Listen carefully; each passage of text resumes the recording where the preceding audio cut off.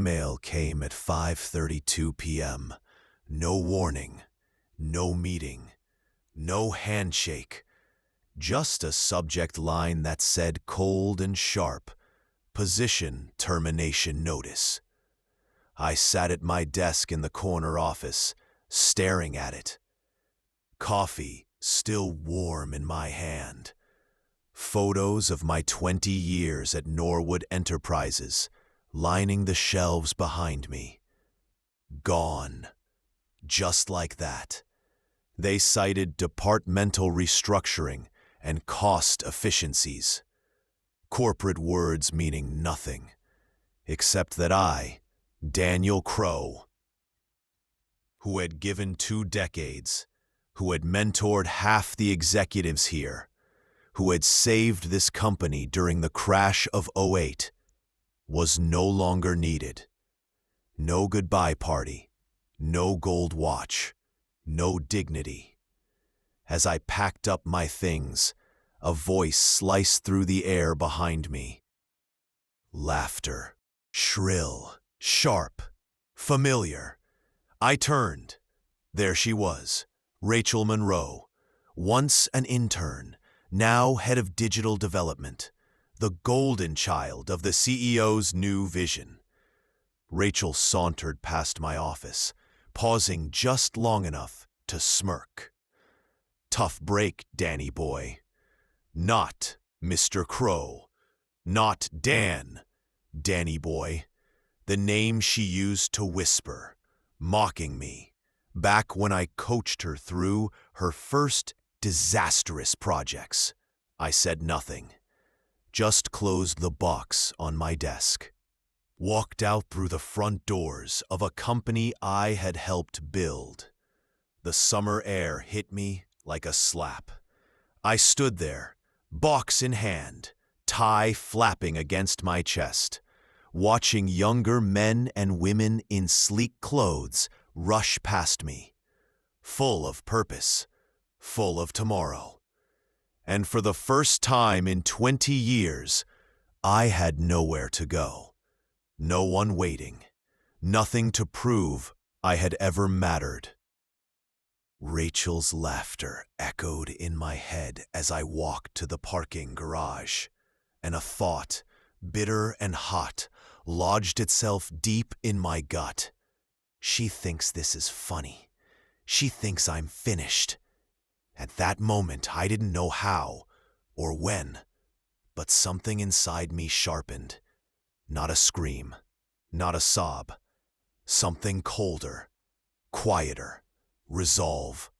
They thought firing me was the end of my story. They were wrong. It was the end of theirs. They just didn't know it yet. The first week after losing my job, I did nothing. I sat at my kitchen table, staring at a stack of bills, drinking too much coffee, and wondering how a life could collapse so quietly. No calls, no emails, no "are you okay" texts. Silence. As if I had never mattered. I applied for jobs, of course, sent out resumes like paper airplanes into a storm. But no one wanted a 53-year-old former operations director when they could hire a 30-year-old visionary with a social media following. Every rejection letter said the same thing. "We've decided to move forward with another candidate." Translation: you're too old, too expensive, too done. By the second week, the bitterness hardened into something else. Clarity. I didn't want another job. I didn't want another boss. I didn't want to spend the next 20 years proving my worth to children who measured value in hashtags and buzzwords. I wanted freedom. Real freedom. The kind you build with blood and stubbornness and sleepless nights. I remembered something my grandfather once told me. If they close the door on you, Daniel, build your own damn house. I wasn't just going to build a house. I was going to build a fortress. I cashed out a small retirement fund I had left untouched. Not much, but enough to start something small, something smart, something that could grow. I started studying the company that fired me, Norwood Enterprises, their weaknesses, their vulnerabilities, their blind spots. I knew them better than anyone. I knew the vendors they underpaid, the clients they neglected, the employees they quietly pushed out because they didn't fit the new image. And then I noticed something, a pattern. The new CEO's obsession with branding had left holes in the foundation. Old clients were unhappy. Suppliers were looking for more stable partnerships. There was opportunity, but only for someone who understood the game from the inside out. Someone like me. I called in old favors, people who remembered how I had treated them, people who didn't laugh when I fell. Little by little, I started piecing together something real.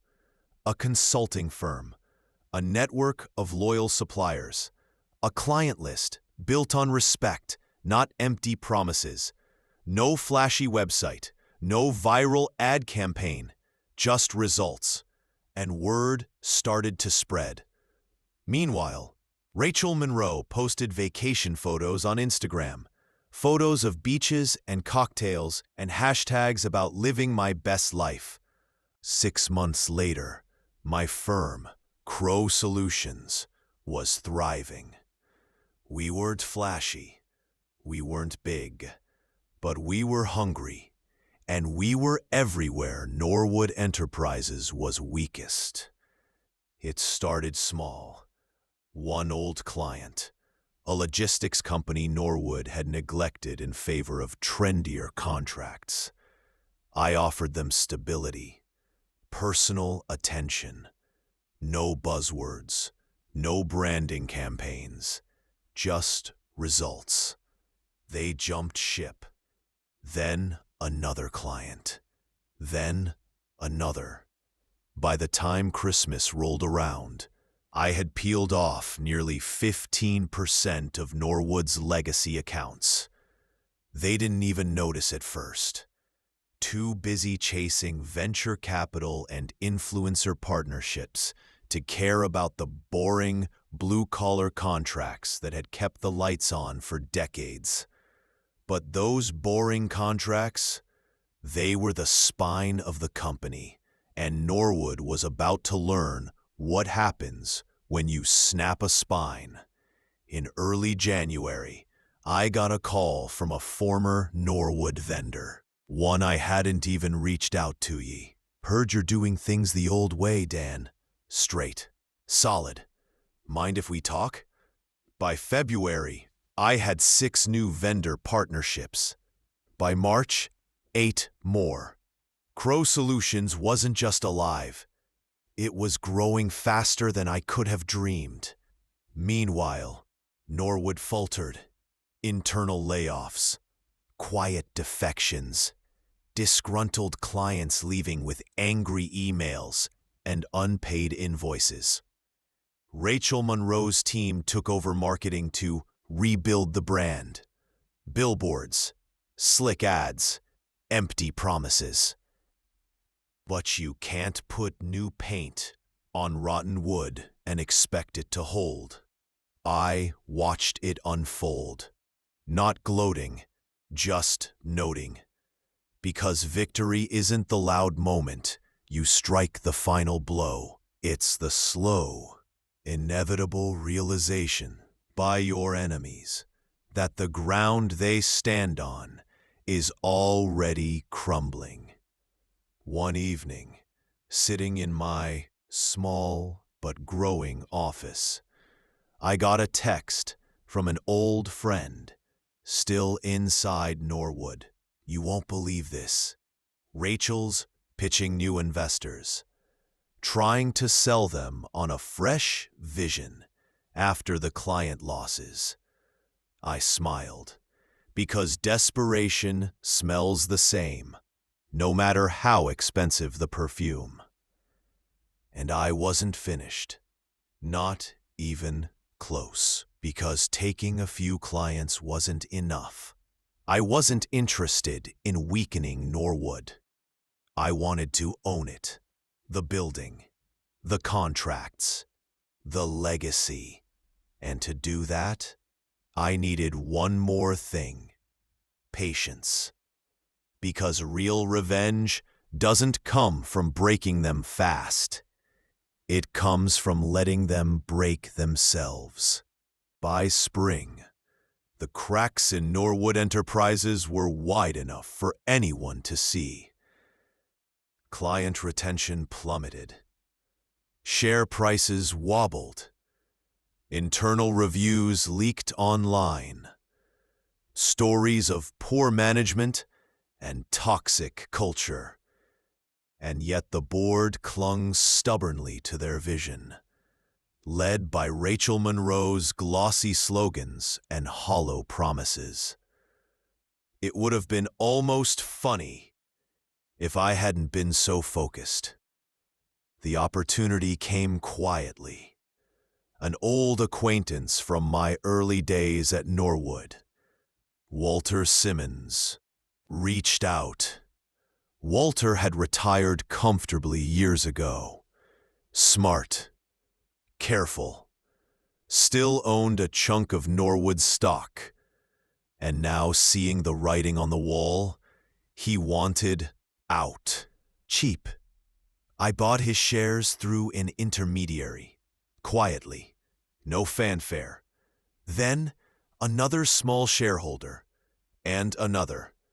Always through third parties, always just small enough not to cause alarm. By the start of summer, I controlled nearly 15% of Norwood. Still not enough to seize power, but enough to whisper in the right ears. Meanwhile, Crow Solutions kept growing. Our reputation solidified. We weren't trendy. We weren't flashy. We were reliable. And in a world obsessed with quick wins and overnight sensations, reliability became our secret weapon. Rachel, of course, didn't notice. She was too busy hosting cocktail events and posting inspirational quotes about leadership and vision. I attended one of those events. Incognito. Gray suit, glasses, quiet corner, watching. And when she stood on that stage, beaming about Norwood's bright future, I saw it. The cracks behind the smile. The fear behind the polish. She knew. Somewhere deep down, she knew the ground was shifting. She just didn't know yet who was moving it. Later that night, walking back to my car, I felt something strange. Not anger, not triumph, peace. Because real power isn't shouting from the stage. It's standing silently in the back row, knowing you're the one pulling the strings. The next phase of my plan was simple. Wait for Norwood to stumble. They would. They were too hollow not to. And when they did, I would be there. Not to rescue them, but to buy what was left and rebuild it in my image. Not because I needed revenge, but because they needed a reminder. You don't destroy people who build foundations, because when the dust settles, the builders are the ones who start again. The fall of Norwood didn't happen overnight. It came in 1,000 small cuts. A supplier pulled out mid-contract. A major client terminated without notice. An audit revealed financial inconsistencies. Each blow chipped away at the company's glossy facade, the one Rachel Monroe had worked so hard to polish. Word spread. Rumors. Whispers. Employees started updating their resumes quietly. Shareholders started asking uncomfortable questions. The board grew restless. And Rachel? She smiled tighter, talked faster, promised bigger things. Desperation dripped from every syllable. In late September, a memo leaked. Internal layoffs. 1/3 of Norwood's staff. Gone. It hit the news, local headlines first, then regional, then national. Norwood Enterprises, once a titan of stability, was bleeding out. And suddenly, the offers stopped coming. No new clients, no new investors, just vultures circling, waiting. I wasn't the only one watching. Banks started calling in debts. Landlords demanded payment. Partners backed out of expansion projects. Rachel scrambled. She pushed for emergency funding, new marketing initiatives, desperate partnerships. All too late. Because trust, once broken, is harder to rebuild than any brand. One afternoon, sipping coffee in my modest but growing office, I got the call I had been waiting for. A broker. Cautious. Discreet. "Mr. Crow, Norwood's board is seeking private bids for partial acquisition. Quietly. Interested parties only." I smiled, because I wasn't interested in partial acquisition. I wanted it all. That night, walking through town, past the diner, past the little bookstore where the lights still burned, I thought about Rachel, about the smirk on her face that day I left Norwood, about how she thought I was finished. It's not about revenge. It's about reclamation. Taking back what was stolen. Taking back what was built with calloused hands and long nights and unwavering loyalty. And when the time came, I wouldn't just take Norwood's name. I would take its soul, its history, its future, and I would rebuild it properly. Because some of us weren't made to follow. We were made to endure. And when everyone else was finished laughing, we would still be standing. The offer wasn't flashy. It was clean, precise, non-negotiable. I didn't want to haggle. I didn't want drawn-out meetings or press releases. I wanted Norwood quietly, completely, like the last piece of a puzzle falling into place. The board was desperate. They tried to counter, tried to drum up other buyers. But the vultures circling Norwood weren't looking to save it. They were looking to tear it apart and sell it for scraps. Only I offered survival, and even that came with a price. I structured the acquisition through Crow Holdings, keeping my name out of it until the ink dried. Every contract, every clause, every loophole closed.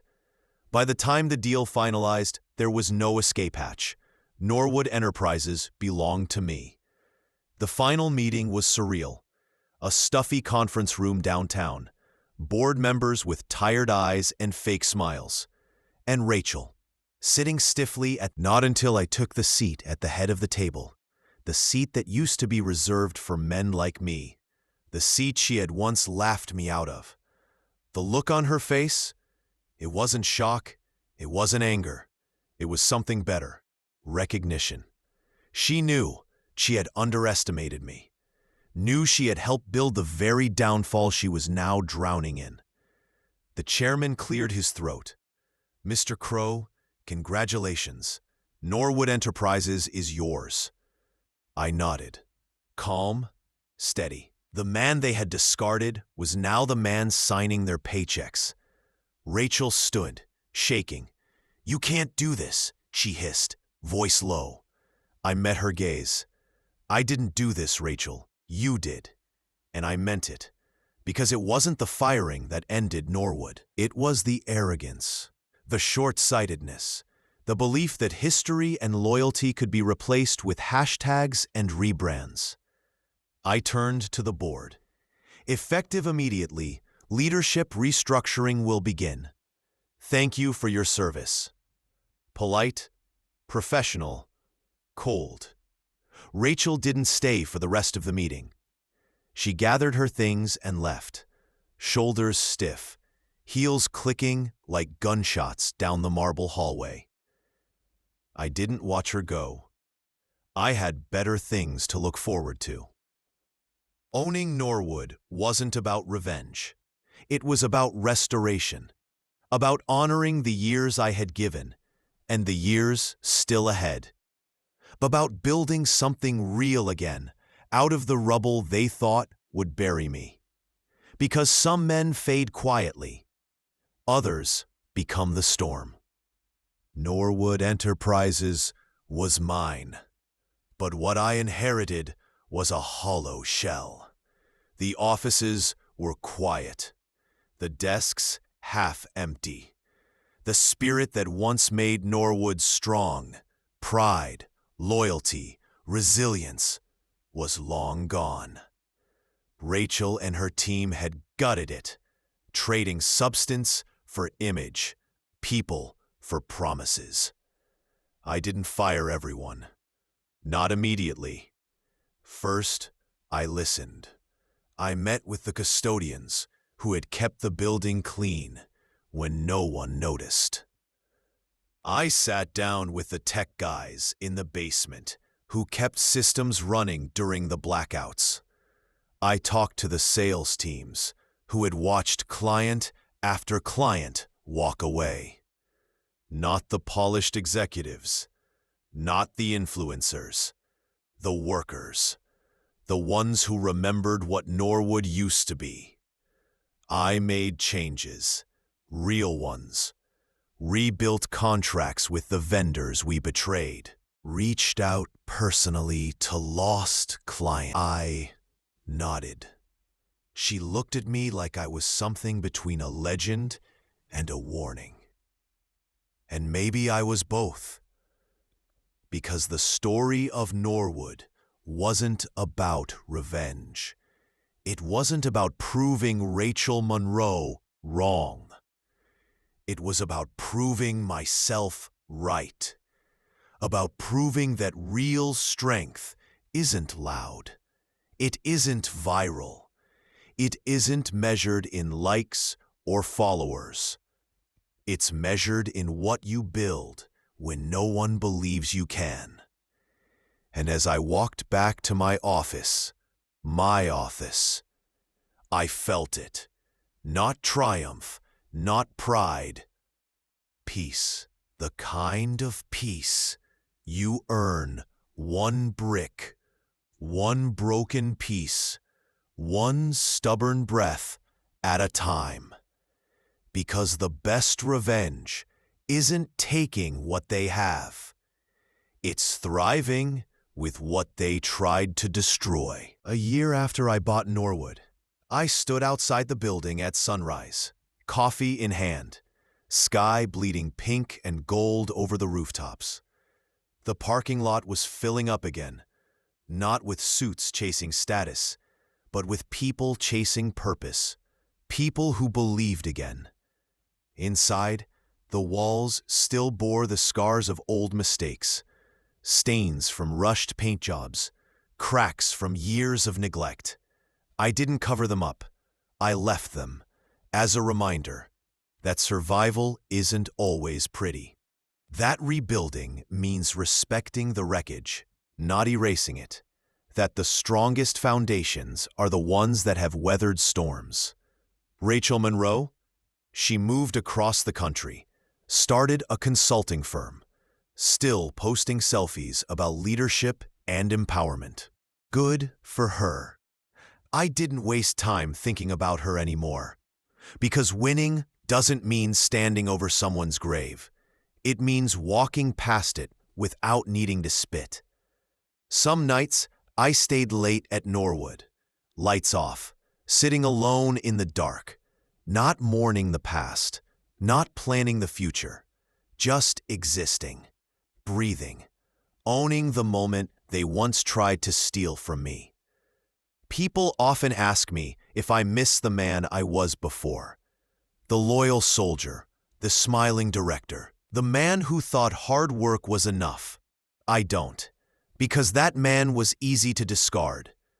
The man standing here now, he's forged from fire, built from ruins, unapologetically alive. If I could go back to the day Rachel laughed as I carried my box out of Norwood, would I change anything? No, because sometimes losing everything you thought you needed is the only way to find out who you were meant to become. I smiled. took a sip of coffee, and walked inside to the company that bore my name now, not just on the paperwork, but in every cracked tile, every rebuild contract, every stubborn heartbeat of hope. Because real success isn't about revenge.